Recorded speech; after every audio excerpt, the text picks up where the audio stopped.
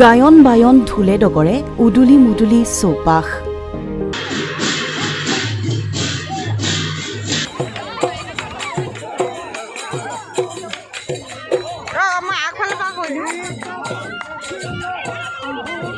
সোণোৱাল কছাৰীৰ নৃত্য গীতৰে মুখৰিত হ'ল চাচনিৰ মথাউনি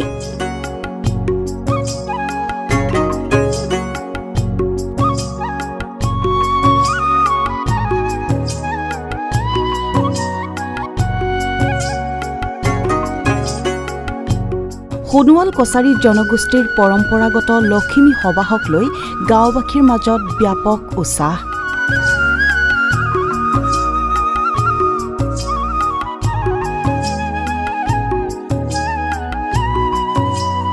তিনিদিনীয়া কাৰ্যসূচীৰে চাচনিৰ মথাউনি গাঁৱত আয়োজন কৰা হৈছে সোণোৱাল কছাৰী সমাজৰ পৰম্পৰাগত লখিমী সবাহ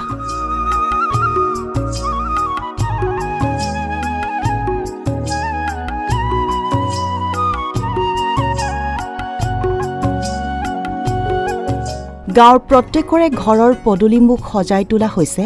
ধান খেৰ কলপুলিৰ আটক ধুনীয়া তোৰণেৰে লখিমীক আদৰাৰ উদ্দেশ্যেৰে সোণোৱাল কছাৰী লোকসকলে গাঁৱৰ নামঘৰত ফাগুন মাহত অনুষ্ঠিত কৰে এই সবাহ পৰম্পৰা অনুসৰি গায়ন বায়ন ঢোলে ডগৰে গাঁৱৰ জীয়ৰী বোৱাৰী ডেকা গাভৰু বৃদ্ধ বনিতা সকলো যায় পানী তুলিবলৈ নদীত পানী তুলি টেকেলিত ভৰাই অনা হয় আন এগৰাকীয়ে নদীত তিনিবাৰ জাকৈৰে ছবিয়ায় আৰু ছবিয়াওঁতে পোৱা বন বোকা লগত নিয়া দোলাত থয় জাকৈৰে ছবিয়াওঁতে মাছ উঠি অহাটো শুভ লক্ষণ বুলি ভবা হয় পানী তুলি আহি ৰাইজে তিনিবাৰ নামঘৰ প্ৰদক্ষিণ কৰি পানীখিনি মণিকূটৰ ওচৰত থয় ধৰ্মীয় ৰীতি নীতি তথা পৰম্পৰাৰে অনুষ্ঠিত হয় এই লখিমী সবাহ সোণোৱাল কছাৰী লোকসকলৰ পৰম্পৰা অনুসৰি এই লখিমী সবাহ চাচনিৰ মথাউনি গাঁৱত প্ৰতি 9 বছৰৰ মূৰে মূৰে গাঁওবাসীয়ে অনুষ্ঠিত কৰি আহিছে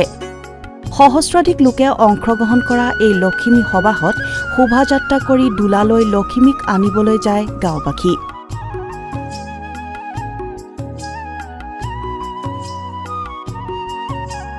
পানী তুলিবলৈ যাওঁতে ইজনে সিজনক পিঠাগুৰি সানি কৰিলে ৰং ধেমালি পৰম্পৰা অনুসৰি গাঁৱৰ প্ৰত্যেকৰে ঘৰৰ পৰা সবাহৰ প্ৰথম দিনটোতেই এটা দুনত ধান তামোল পাণ এগছি চাকি এখন বগা কাপোৰ কলচী সূতাৰ উঘা নামঘৰৰ ভিতৰত স্থাপন কৰা হয় আৰু সকলো নীতি নিয়মৰ অন্তত শেষৰ দিনা গাঁওবাসীয়ে লখিমীক আনি নিজৰ ভঁৰাল ঘৰত ৰাখি থয় কৃষিজীৱী গঞা ৰাইজে লক্ষীয়াইক ঘৰলৈ আগবঢ়াই আনিবলৈ অতি উলহ মালহেৰে পালন কৰে এই লখিমী সবাহ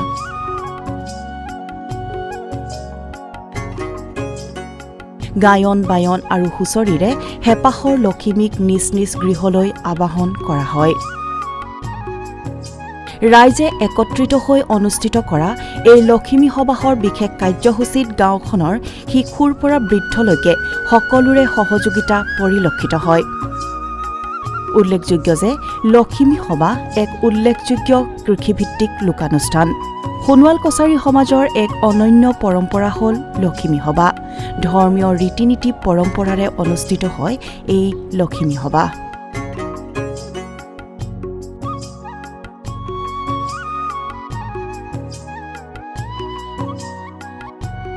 চাচনিৰ পৰা হাসনা শইকীয়াৰ ৰিপৰ্ট নিউজ নাও